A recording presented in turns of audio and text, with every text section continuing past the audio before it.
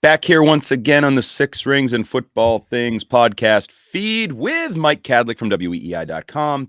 That means it is Cadlick's Crucial Clashes time. It Each and does. every week we talk about sort of the finer points, the inner battles, we're still calling them Crucial Clashes, even though the season has kind of gone in a direction I'm not sure anyone thought it Maybe would. we'll kick the title next year and we'll try and think of something else. Like Yeah. we'll figure it out because Clashes Yeah, didn't but do well. for now, we're gonna finish this out just like the Patriots are gonna finish this out. But the news of the week, the topic of the week, well, the quarterback position, which has been the topic of the week for many, many weeks now. But now it looks like we actually have some change. We're looking like that Bailey Zappi will get the start. Bailey Zappi took all the reps at practice on Wednesday. Bailey Zappi said he would be speaking to the media on Thursday.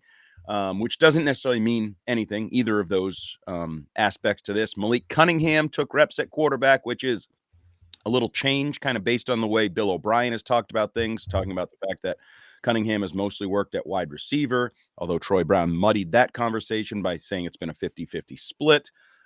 And your They all just starter, lie and contradict they themselves, they and it's really do. hilarious. Whether it's players or coaches, like, oh, when did you find out Mac was starting last week? Oh, I didn't know. We didn't find out. Yeah, I told him. Oh, well, he got the majority of the reps all week. Like, Yep. okay, I don't know where the truth is in any of this crap, but it certainly looks like Bailey Zappi is going to start. Mac Jones, it looks like could even trend toward being inactive based on the fact that he didn't throw any passes for the Mike Cadlick eyes and the rest of the media on Wednesday, and then reportedly, from what I read, ran some scout team stuff, but that's about it. So let's start there because I truly believe that this topic right now is not as much about Bailey Zappi starting as it is Mac Jones being sort of pushed to the side. And finally, something at the quarterback position I agree with. I actually made a bet with Fitzy here on Six Rings that it would be Zappi this week because I just felt like after what we saw at the end in Germany and then the beginning last week in New York, you couldn't just keep putting Mac Jones out there. You just could. It was conduct detrimental to the team, or I don't even know, Exactly. malpractice, whatever the Yeah. phrasing would be. So, Mike Cadlick, it looks like we're getting Bailey Zappi. What are your thoughts on this change? Yeah. I think it's about a week too late. I think that, and I've been on here and you've seen me write and tweet about how much I've defended Mac Jones because I don't think it's his fault, but I do think he's broken. And I think that when you brought in a quarterback like that, who is cerebral and who doesn't necessarily have all of the physical traits and attributes, and I'm not saying anything groundbreaking here. This is the stuff we've talked about, but you need to surround him with pieces, and they haven't done that. So down the line, and eventually he just, he combusted, and you saw it in Germany, and then you saw it again last week. And I think after they benched him in Germany, that probably should have been it. I think heading into the bye week, you would have had a better chance to win having prepared Zappy for 2 weeks to go in against the Giants last week. But that obviously didn't happen. We saw Mac gets one more shot. He again throws two costly, inexcusable interceptions that you just can't have it. And again, that's not like, I mean, he knows it too. Like, that's the thing that's kind of like, I don't want to say too bad, and you feel bad for the guy, and you do, because then Boomer Esiason said it on WEI this week. Like, this is his dream, and it's turning into a nightmare. And the yips that Arcan tried to get him to say, and I know that he wouldn't really give into that, but it's a mental thing, and he needs to not play football right now. I think that he's not going to get any better at football right now by playing football. He needs to take a step back and reset. So I thought that should have been the decision last week, and it looks like they're finally going to do that this week. And I think it's the right decision. I don't know how much better the offense is going to be with Bailey Zappi running point. It's not, the problems on offense aren't strictly about the quarterback. They haven't I guess they haven't set it up around the quarterback properly for them to succeed. So I don't know how much better it's going to be, but I still don't think you could trot Mac Jones back out there. The part you mentioned about the inactive is interesting. I thought when Belichick spoke yesterday about the quarterbacks, and he wouldn't give us any details as to who was going to start, but he did mention we'll see where the injuries are at. So I kind of thought that this was going to be like a retro to Mac Jones's X-ray in Germany. Yep. Shoulder still bothering him, potential injured reserve, injury report type thing. So we watched that closely, and he didn't end up on the report. So Mac is healthy. So I am curious to see, like you said, if he is inactive, if he does suit up. With Cunningham, so this is where it gets interesting, is with Cunningham and Will Grier on the practice squad, they can't be a game day elevation and then the emergency quarterback. So Mac Jones, in theory, if he is inactive and they want to assign an emergency quarterback, it probably would be Mac Jones, which I kind of, that's even worse. It's like he's the first round pick and then he's inactive, but he still has to put his shoulder pads on and sit there on the sideline, and he can't go in until people get hurt. So the whole thing's a mess. We know it's a mess. We've known it's a mess for the last few weeks, but ultimately I do think it is the correct decision to go forward and start Bailey Zappi this week. Agreed. Two things. So I think this is following kind of the Jets. I believe Zach Wilson has been the emergency dressed, but emergency quarterback the last couple weeks since his benching. They brought in Boyle and Trevor Siemian, I think they brought in as the backup. So it is that weird world where I guess maybe you still need him to be that. Well, I mean, first of all, we need to rewind. Cunningham needs to get on the roster somehow to actually play in the game if he's the backup quarterback. So there's other details they need to hammer out there. For sure. The other aspect of that is what you brought up, that Mac isn't necessarily the problem, but he's part of the problem. And I thought it was interesting. Dan Orlovsky, who's his Mac whisperer, texting buddy, whatever you want to call it, was asked point blank, is it going to make a difference? And it was like, no, it doesn't really matter who you go. I think he threw out like you could go to Drew Bledsoe. Doesn't really matter. So I want to go down that road. So we've done your mea culpas a couple times, the Mike Gesicki's and the Juju Smith-Schusters. Yep. Now I guess it's my turn. Okay. I think, listen closely, everybody. I mean, the end results have to tell me, and this guy actually told me on Tuesday, if I wanted to blame anybody, to blame him. He draws it up. His name is Bill O'Brien. I still think he's a good offensive coach. As he said, he's been doing this 31 years. Mm-hmm. Nothing has been as good as anyone wants it to be. That's clear. Where did that aspect of this go wrong? Like, how much blame does Bill O'Brien, who was Robert Kraft's chosen offensive coordinator, he made that clear, and then he said something to the effect like, and luckily Bill agreed, and we got Bill O'Brien, but we all wanted Bill O'Brien. We all thought, he knows the Patriots, he knows Alabama, you put them together, it's going to be so good, and it's so bad. Yeah, it is. I agree with you. I do think he's a good offensive coach. And I really want to say that his system's outdated, because I think that the way which is popular this week. That's popular, like, oh, it's outdated, it's got to go, blah, blah, blah. Right.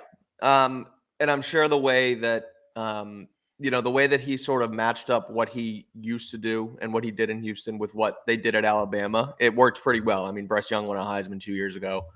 He wasn't as good his second year, but again, it worked at Alabama. I mean, it was a top offense, and he in theory got a promotion to here. The one thing I'll say is I just don't think that what he does works with the personnel and the receivers you have, because you got to be smart. And I'm not going to sit here and tell you that the Patriots wide receivers are dumb, but and you saw it on Sunday, a guy like Tyquan Thornton, coming from a Baylor system that is just track meet football, don't really think, just run, and we're going to chuck it long, and we're going to beat a Big 12 cornerback, and you're going to score, however many touchdowns for however many yards in a season. That's the type of offense he knows and he comes from. And then he comes into this, timing and reads and understanding coverages and where the pockets are, and if it's man versus zone, and sit here and run through here. And you saw it on Sunday, there was a play where Tyquan just ran a slant and he ran directly into a beaming down safety. Mac tried to put it behind him because I assume he thought he was going to sit, and it's an incompletion. And then Devontae Parker, the same thing. Devontae Parker coming from Miami, the system just doesn't work. You need very, very cerebral, smart wide receivers, and that's why it worked with Julian Edelman, former quarterback. It worked with Jacoby Myers, former quarterback, and you let him go. And so it's just the pairing of O'Brien's in this sort of, Patriots, I guess, system with the personnel you have. Get Mike Gesicki, same thing. Him and Mac aren't on the same page. It's week 12. It is week 12. How are you not on the same page? You haven't taken Gesicki out of the lineup. You haven't taken Mac out of the lineup. It's not like there's any absence of, getting on the same page. That's all you've been able to do for the last 5-6 months, and they haven't done it. So I just think you need, smarter, more cerebral, I guess, personnel for O'Brien's system. And you expect a lot out of them, but In the end, it just didn't work here, and I don't think it's going to be around here much longer. Agreed. I mean, I think we all think there's a massive overhaul coming in Yeah. 6 more games when I wrote the column the other day. Robert Kraft's time in the spotlight is just about here. It's time Yep. for him to walk the walk, talk the talk, do the deed. Where he kind of taste tested us last year with the letter to season ticket holders and the press release of like what he was kind of doing. It's going to be a much grander version of that in early January this year. I'm glad you brought up Tyquan Thornton, though, because we've used the word broken for Mac Jones. They broke him. He's a broken quarterback. As we're going down my road of mea culpas, let's stick with Tyquan Thornton. I thought his rookie training camp, he was as impressive, and I said this, and I stand by what I saw on the practice field. He was as impressive a high-end rookie receiver as they had since Deion Branch. I thought he looked good. I thought he ran more routes in a better fashion than people, because I had kind of been sold on what you're talking about. Like, oh, he's just a speed guy. He's long. He's going to just run down. And I was like, nah, he's running some slants. He's got some in cuts here. And I thought he had a bright future. Then we know he got hurt. Then when he came back, it never worked. But it was also, I was giving him the benefit of the doubt that it was in the world of Matt Patricia, Joe Judge, and the dysfunction of last year. Now I watch him. He's a broken receiver. He does not know how to run routes. He does not know what he's supposed to be doing. Is that one salvageable? Did they break him? Is there any way to get him back to what I saw in August of 2021 or 22, whenever that 2022, I guess? Yeah, I mean, it's gonna have to be salvageable within a different system. Like, I don't Your think tone it's. is just like, I know. yeah, Well, Eeyore I mean, doesn't think so. that did kind of give off an Eeyore sound. Yeah, you're right. But no, again, I don't think it. Yeah, I don't think it works here. I don't think. And you've seen the film breakdowns, I'm sure, and I know Taylor Kyle's friend of the Six Rings podcast sort of did a longer version of just what and how bad Tyquan is at running routes. Like he's running outside leverage on a corner and then trying to run around him on a slant. Like that's just not football. Like that's not what you're ever taught, even at Baylor, when it's a route tree and run as fast as you can. Like, so you're right. I mean, it is broken. I think he's probably thinking way too much on the football field. Julian Edelman talked about this a lot. Like when you're thinking, it's bad. You just need to go and you just need to run. Like you just need to be in conviction and know what you're doing. And he's thinking too much. Again, maybe if they bring in a new system and I don't want to say offenses are more simple now, but they're evolved and they're, I guess, streamlined, and that's kind of what they wanted to do last year with Patricia and Judge, and obviously didn't work because they don't know how to run a regular offense, never mind how to streamline one. But the new age, college turned pro offenses, the young wide receivers that come into the league, like they're not expected to run this complex system that the Patriots do. And so the new OCs are kind of like adapting to that. And that's why Garrett Wilson is so good so early. And that's why Jalen Waddle is so good so early. And Jamar Chase, like they're just kind of bringing these concepts here, and it turns over much faster because they've kind of, and I don't want to say dumbed it down because that's not the point, but it makes more sense. Yeah, they streamline it and it makes more sense, for them to run. And so they haven't done that with Tyquan here, and that's kind of why I think he's broken. So I think another coach could potentially do that for him. I agree with you 100%. I thought last year before the debacle, when we were still like, maybe he knows what he's doing with Patricia and Judge, I firmly believed the streamlining, the simplification was about young receivers and young offensive players. And I do agree with you. I think whereas the complex Patriot way is coverages and leverages and the quarterback and the receiver seeing everything on the same page, blah, blah, blah. The modern offense is about motions and window dressings and things to confuse the defense pre-snap and at the snap, but then it's not as complicated afterwards. Right. And I thought that's what the plan was. So they could get young receivers that would come right in and contribute like other teams were getting.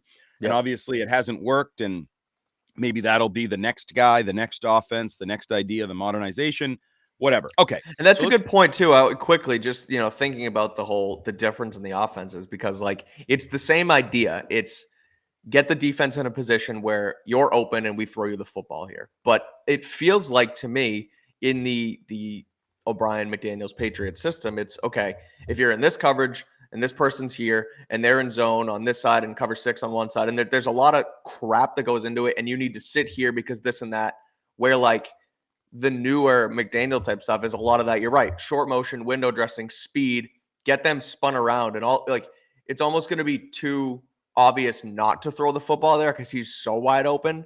Right. Where the Patriots this is going to have to all be perfect right now at this exact moment. Does that kind of make sense? You get what I'm saying? It does. Yeah. And I do believe the Patriot way in a perfect world is the better way. I think there is more possibility for consistent success, even against good defenses. But I just don't think they have the personnel, the brain power, the experience at quarterback, at receiver to run it. So sometimes you just got to make do with what you have or kind of change what you're doing for your talent. And again, I thought they tried to do that last year, just didn't execute it. Probably didn't do it with the right people, that kind of thing. Okay. Right. So let's jump into the crucial clashes, Cadlick's version. Got to get that first. Cadlick's crucial clashes. The LA Chargers come to town, Gillette Stadium, Sunday at 1. 4-7 football team that is underperforming because a lot of people believe their head coach stinks.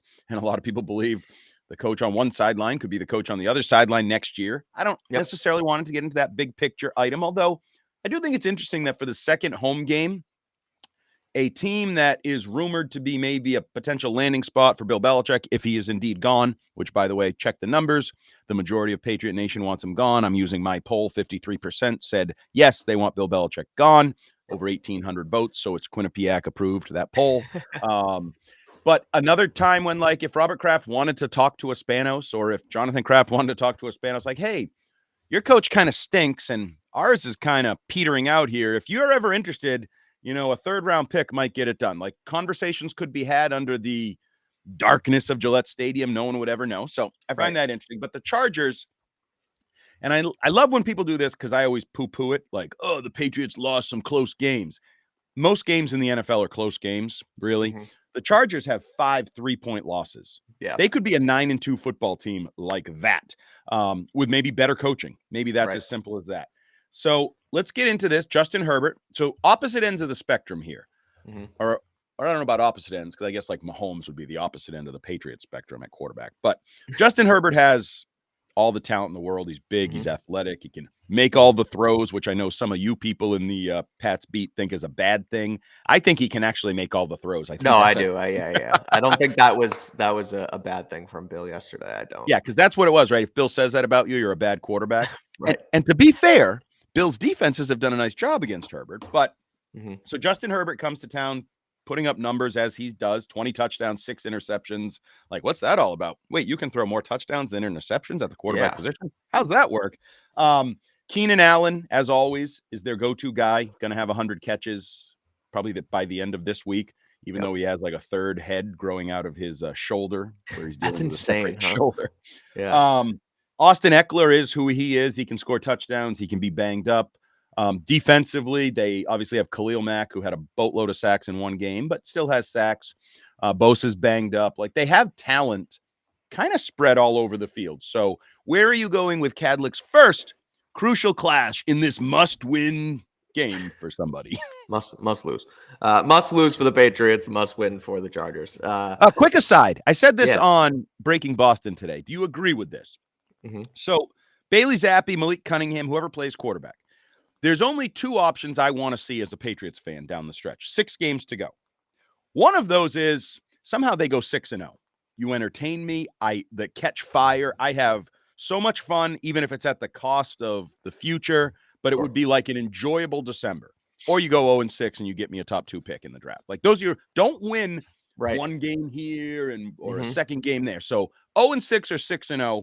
And since we know 6-0 is probably really unlikely, let's go 0-6. I would agree. I also think, though, that 6-0, and call me crazy, 6-0, there's other things that need to happen. And then you're like, oh, maybe if this happens in week 18, we could make the playoffs. Like, the Patriots are this close to like being eliminated this week, but they can also like run the table and all the crazy other calculations that would happen for them to make it. So I'm not saying that that's possible, but yes, that would be fun. You start to talk about the path and things like that, and you scoreboard watch the other way. So, or more likely, go ahead. Yeah, they I was need just to going to say, go. more than likely, they're a 5.5-point underdog at home against the Chargers, who aren't a great football team, and that's the first of 6 straight losses. And we can all Right. talk about Caleb Williams and Drake May and Marvin Harrison for 5 months. Exactly. And that's why, again, you mentioned winning 1 or 2 games down the stretch. That's the worst, because then you end up with the 5th pick and you watch Caleb and Drake May and Marvin Harrison all go before you. And then you're stuck deciding between 2 tackles, which isn't exactly a bad thing, but it's just not that fun. Anyway, back to the clashes. Number 1 is Justin Herbert versus Bill Belichick in this defense. That is the guy you mentioned first, and that is the guy that should be mentioned first. Among a roster packed with talent, he is their best player. The quarterback is the most important position in football, and he is, I would say, widely considered a top 5 talent at the position. You mentioned Belichick talking about making all the throws. He also didn't only say makes all the throws, but he said something along the lines of like, he pulls something out with a scramble. I'm reading it now. Pulls something out with a scramble or an extended play, throws into tight coverage. That there aren't too many guys who can get that in there, but he can. And so it's not just making all the throws; it's making all the throws off platform, finding windows, etc. Again, best player in the game. One of the more decorated, at least statistically, players over the first 4 seasons in NFL history in terms of yards and touchdowns. And I guess people will argue that that doesn't really matter because it hasn't translated to much. But I still think that he just kind of, you talk about the head coach and the fact that they're 4-7 right now, like 3-point games. He's putting up numbers. The offense is scoring points. Brandon Staley, who is a defensive coach, hasn't really held up his end of the bargain.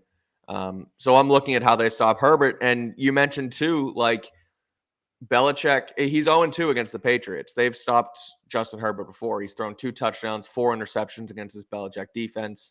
But this, and specifically the pass defense, hasn't been great over the last 3 games. And I know they only let up 10 points to the Giants and they only let up 10 points to the Colts. But 3 weeks ago, they let up like 20 something to the Commanders, or maybe it was only 20. But Sam Howell threw for 300 plus yards.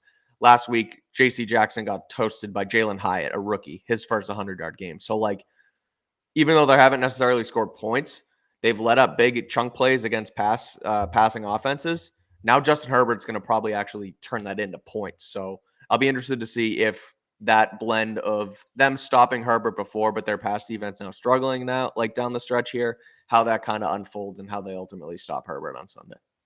Yeah, and you mentioned it. Even though Brendan Staley tried to kind of muddy the water, because he's a clown, first of all.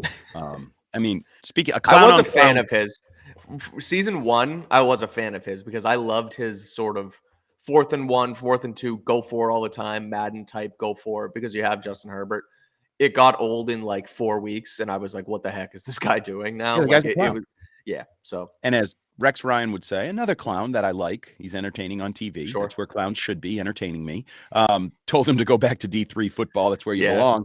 He's right. And to me, he jumped the shark, or whatever you want to call it, last week when he went on that rant about, we didn't lose because of defense.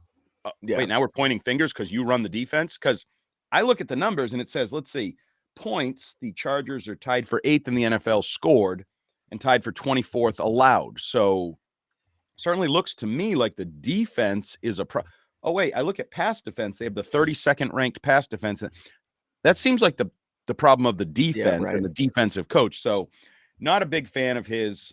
Finally, even given Belichick's struggles, he's certainly the better coach in this game. But the problem is Justin Herbert is probably the best entity in this game, Yeah. if that's even a word. I mean, I know it's a word if it fits appropriate to this conversation. I And understand the point though. I'm in a weird spot on Herbert because I think he's at the same time one of the most talented players in the game, maybe the prototype at quarterback right now in the NFL. Mm-hmm. And I also believe he's one of the most overrated players in the game because Adam Schefter early last season, maybe the year before, said he's already a Hall of Famer. Like he's going to be in the Hall of Fame. It's a lock. And I'm like, maybe let's just pause a Yeah, little bit. that's I a know he's bit putting up good ridiculous. numbers. And so, but again, he has a terrible coach that's just dragging him down. So yeah, I love the Herbert Belichick matchup. I agree with you. He's not Gardner Minshew. He's not Right. Tommy DeVito. He is throwing to Keenan Allen and maybe Quentin Johnston, their rookie receiver, who probably could do a Jalen Hyatt type performance in a Right. certain situation if he catches the ball this time when he's behind the defense. And then they So have Zay Flowers running for 2 touchdowns all over them too, and they picked Quentin Johnson the pick before. Kind of right. hilarious. Yeah. I don't know why you would ever not take Zay Flowers if you're Nope. taking a receiver. Anyway, different topic, different day. Justin Herbert, if I had to pick in this game, will it be more like recent Justin Herbert versus Patriots, or will it be more like, I don't know, Justin Herbert, 3 touchdowns, 300 yards passing? I think it's probably going to be the 3 touchdowns, 300 yards Yeah. passing. Yeah, I agree. Okay. So Justin Herbert will be a key clash with Bill Belichick's brain and Steve Belichick and Gerard Mayo and all the other Yep. guys involved in J.C. Jackson. Revenge game for J.C. Yeah. Jackson against the Chargers. What is the second on our list of Cadlick's crucial clashes? All right. You mentioned the Chargers' pass defense, and I agree that that should be a factor. However, I also think that given the fact that, as has been reported, it looks like Bailey Zappi is going to start this weekend. I think the recipe for the Patriots is going to be run, run, run, run, run, run, run, Yes, run, please. run, run. Yeah, Yep. run the ball. Don't make Zappi make too many decisions. Bill O'Brien doesn't trust Bailey Zappi. Like, I feel like that's pretty clear. They cut him. The whole organization doesn't really trust Bailey Zappi. I think they all just know they need a change. I mean, they cut him in the offseason. They let him go. We all know that. So I don't think they're going to make him do a lot, which is why my second clash is Zeke Ramondre versus the Chargers run defense. They ran the ball well last week. Many believe that when I just said the run, run, run game plan, many believe that that should have been their game plan last week against the Giants, and they probably would have won that game. They probably would have won that game if they dusted off the Bills playbook from 2021 and kind of just went into it like that. Obviously, they didn't, but they still ran for like 150 yards. Ramondre had the touchdown, close to 5 yards a pop. Like, that's winning football how the Patriots probably want to win football games. And so the Chargers, and I looked at a few stats. They're like middle of the pack as far as run defense this season, but they allowed just over 100 yards a game. And most of their explosive runs over the last 3 weeks have been zone runs to the right side of the defense. So if I can look at that and see that that's where you have to go, so should Bill O'Brien. So can the Patriots. Just hammer the ball, find the weak spot in their defense. Again, it's not as bad as their pass defense, but I also think that they don't want to outsmart themselves in that regard and try and make Zappi, do all this crap and throw to, people. And like, it's the way I said that is kind of funny. They don't want Bailey Zappi to have to throw to people, but I think that is the case. Right. So they're going to try and run the football. And I think that this matchup is sneaky big to see just how good Zeke and Ramondre can be, because Ramondre was good last week. Zeke still clearly has stuff in the tank. So see what they can do. And that kind of can be your big recipe to win this game. Yeah, over the last month, they've run the ball better than they have all year. Ramondre Stevenson has looked like the guy I thought he would look like coming into the year. Bill O'Brien said we've run the ball better because we've run the ball more. He feels like it's a volume thing. And if you look at it, if you're going to pull sort of silver linings out late in the year here, 3 straight games, 80-plus yards for Ramondre Stevenson. The average is on the way up because one of those games was just that 64-yarder. But no, he's run the ball more consistently, productively. I would use the term violently. He's finishing runs, running people over. I love what I see from Ramondre Stevenson and Ezekiel Elliott as well. I agree with you in the sense that that's the right thing to do, even though the numbers may not suggest that. You look at the pass defense rating and all those things. The problem is, I think you could have beat the Colts in Germany doing that. I think you could beat the Giants in New York doing that. I'm not sure you can beat Justin Herbert doing that, because I do think Herbert's going to put up some points, and you may not be able to win the game with just 11 points, which you could have won the game with 11 points each of the last 2 times you took the field. You're probably going to need to get in the 20s to beat Justin Herbert. But I love, and little sneaky, again, silver lining, if Ramondre Stevenson runs the way he has the last month over the final 6 weeks, he will get over 1,000 yards for the season for the second straight year, build his own little personal resume. I think he's at 580, so only needs to average about 70 yards a game over the final 6 to get over 1,000. I'd like to see that because, we haven't had too many things to cheer for, personal accomplishments, positives this season.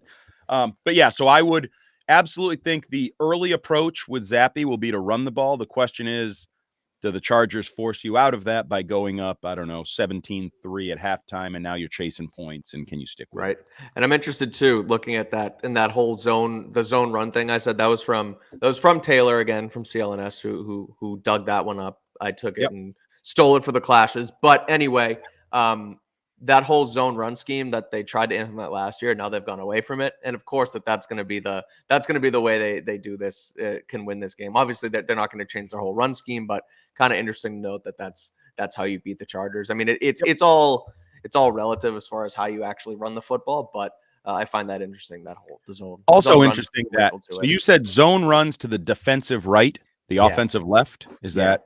Yeah. So it's also interesting that I think they've actually run better to their offensive right of late behind Big Mike Yeah. and City. So, Yep. but if you run left, that is where Cole Strange is, where a lot of people believe Cole Strange was drafted to be a zone blocking Right. guard and that sort of transition. So there is some interesting there. But you If they also do, have Connor McDermott, Trent Brown kind Trent of Brown. rotation there. Yep. So Yeah, there's a lot of questions, but yes, on the surface, run the damn football. They ran it 31 times last week. Hell, let's shoot for 50 this week and see if we can steal a win, I guess.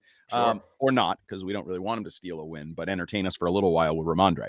The third on Cadlick's crucial clashes for Patriots Chargers Sunday would be?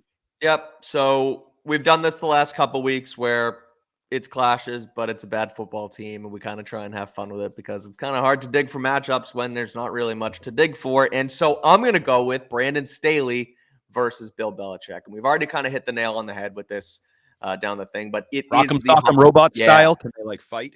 Yeah, seriously. It's the two of them, and it's the hot seat bowl. And I look at sort of how both these guys are going to coach. And I know that Belichick, like, we say hot seat, but I still, and we're in agreement with this. Everybody sort of said it. Like, if they get blown up by 50, they're still not going to fire him here. So I don't think that this game is really, I guess, contingent upon what happens with him. I think that decision will already be made outside of this, but I'll be interested to see just how, I guess, the narrative continues to change and how it unfolds with the Chargers in town and what you start to hear about Belichick's next step if they continue to lose games.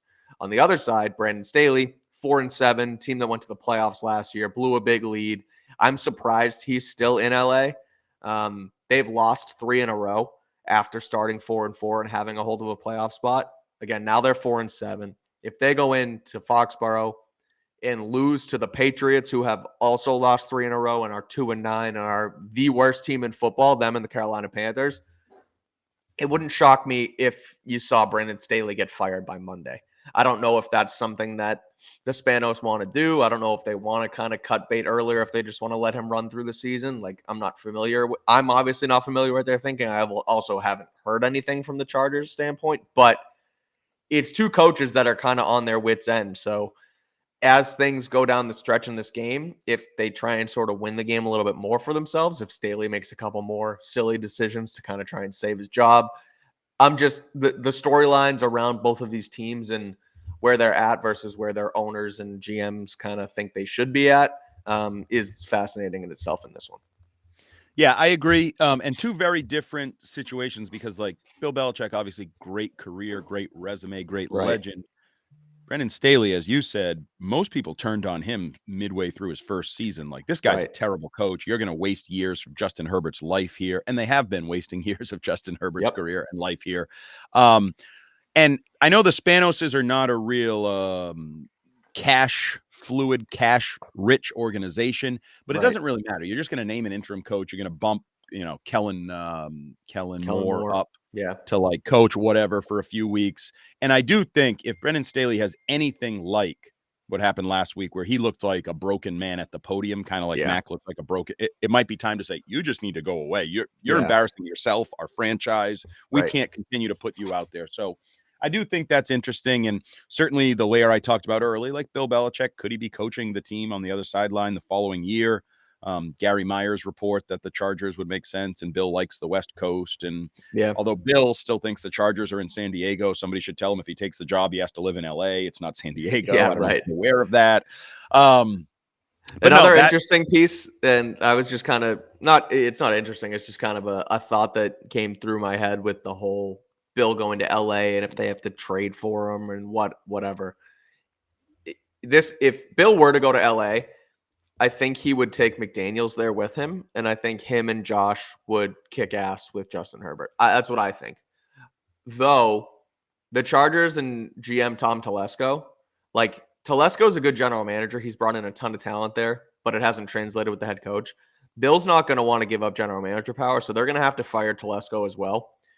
Imagine the Patriots hired Tom Telesco, and then Tom Telesco has J.C. Jackson back on his books next season. I just thought that would be kind of funny, and what he would That do would be with kind that, of and funny. how he would decide on what to do with J.C. Jackson. I'm guessing he would ask him to leave again based Yeah, on everything we've seen. yeah, Just a Tom Telesco note. I do yeah. believe he is a John Carroll guy. And you Okay. mentioned Josh Ooh. McDaniels, John Carroll guy. Bill Okay. Belichick has a lot of familiarity with John Carroll guys, with Nick Caserio, and there's a couple in the scouting department right now. Mm-hmm. So maybe there'd be a way Maybe where he they're. could coexist with Yeah, I Tom like that. Telesco. Maybe he looks at Tom Telesco, and because Bill has said on our airwaves, Greg Hill, like, yeah, you can't do the whole job, blah, blah. Maybe Telesco's a guy he could coexist, trust, work with as he ages, maybe has less energy and needs somebody he really can count on to know talent. And maybe he looks at him and says, he's done a pretty good job with that roster. He's put some talent on the field. It's the Yeah, coach that's a boob. So that's interesting. I I like did want that. to That's even that makes the connection to LA make a lot more sense. I think there's a chance it happens. But Yeah, I wanted to ask you before we go, get your prediction. But before we do sure. that, so Pop Douglas in the concussion protocol after Mhm. that controversial hit last week, clothesline, the whole thing. So who is the number one receiver? Like when Bailey Zappi throws, because even if you're right and they run the ball 35 times, he will have to throw at some occasion. Where should he look to have somebody get open and catch the football? It's gonna be Juju. They're gonna have to run it through Juju. Juju's healthy. He's the reason. I know he brought him there. He's probably the most cerebral wide receiver they have. Like I don't think he's made that many mistakes. I just don't think he's that good physically this season. But reportedly healthy, seems to be healthy at least according to the injury report. He's going to be out there for a majority of snaps, so he's going to have to be the go-to guy. You notice my tone of voice went down again when I started to have to talk about the Oh, I receivers. did. But I mean, again, you might have Hunter Henry out there too. Hunter Henry could be your go-to as a pass catcher, but it's going to be him and Juju, I think. And I don't know how much that translates, but yeah, not having Pop is tough. And Pop hasn't been perfect this year either, but No. he like his mistakes. I can live with them because of his ability after the catch and his ability to get open and his understanding, I guess, of finding bubbles in coverage. Like he's a lot better than it. And even if he does, mess something up one time, he'll go for like a 15, 20-yard gain the next play. So Right. yeah, you're gonna miss him this week, I think, and it's probably gonna have to be Juju that you run your offense through. Yeah, I'm okay with Pop making mistakes. He is a rookie receiver, Right. and he's a little bit like, I don't know, Josh Allen. When everybody bitches about the interceptions, you're like, well, he does kind of carry us offensively when he's on, and he makes a lot of plays with his arm. You kind of have to accept a few of the interceptions and mistakes to go with it. Pop is a guy that makes plays, like Right. Booty or these not even Juju. Like these other guys haven't shown the ability to really make plays like Pop has, so I can live with Right. his mistakes. Anyway, so let's get down to it. Patriots, last I checked, were 5.5-point underdogs at home against Justin Herbert and company. This is the more challenging game they've had in a while now. They've been playing some equal competition or low-level competition in Germany and in New York. What does Mike Kadlick think about how this game will play out, and who is he picking? I am gonna pick the Chargers. Stunner. Yeah. So again, I said it every week, and I'll continue to say it until they prove me wrong. I can't pick with this team. Just can't do it. You just mentioned it. The three opponents they played the last 3 weeks: the Commanders, the Colts, and the Giants. They're on par, same type of team, and they just can't beat them. So now you play a better team in the Chargers. Look, the last time they won a game, they played up to their opponent in the Bills. They did. Like we'll give them that, but I just don't see it with this team. They haven't shown me enough to pick with them. I don't think I'm with Dan Orlovsky. I don't think changing the quarterback is going to change much with this offense. There might be a quick spark. They might score one, maybe even 2 touchdowns, but Ooh. that's not my prediction. That's just me saying my prediction. We'll just give you the prediction: 27-6 Chargers. I don't They think it's score going to be 6 close. again? Yeah, 6 or yeah. I don't 7? think Like, they're going to. Yeah. I think it might be a touchdown and a missed extra point again, and Chad Ryland sends it. oh, No, I'm Chad kidding. Ryland? Chad. No, Oh, I don't Chad. know. But the point being, you know what? We'll call it 27-7. We'll give him a touchdown. Chad puts it through.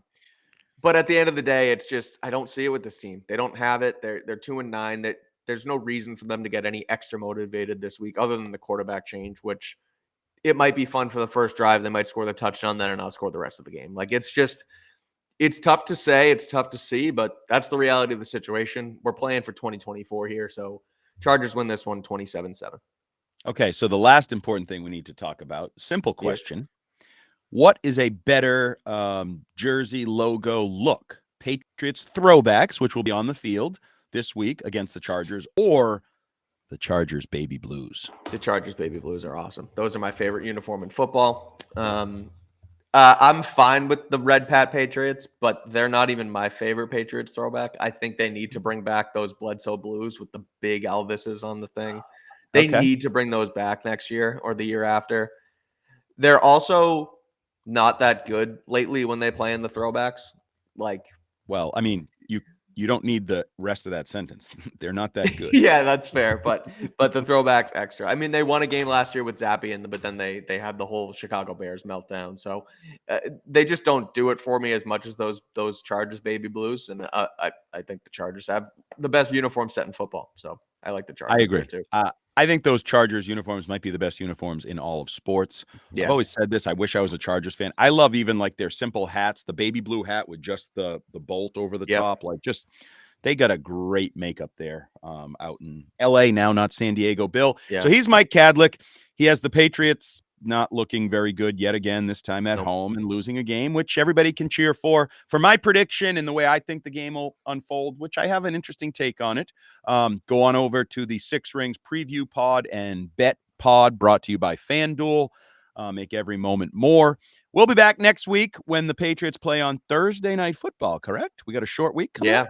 Kadlick's Crucial Clash has got to get their crap together early in the week for a Thursday night affair. 3 straight primetime games maybe on the horizon for the Patriots. We'll see if there's any schedule changes.